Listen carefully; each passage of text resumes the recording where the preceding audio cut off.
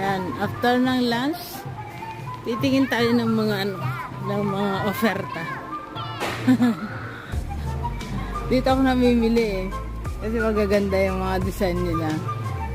Kaya lang dito ako namimili guys ng mga pang summer na shoes kasi magaganda dito. Lahat ito mga shoes. Lawak nito eh. Dito lang malapit sa bahay, sa baba ng aming bahay. Yan, dito ako namimili. Wala pang gaanong mga pang summer na na benta nila, na paninda nila. Ito, mga ito, pero hindi pa gaano magaganda. Sa susunod yan, next month yan, marami ng marami ng oferta, marami pang magagandang makikita.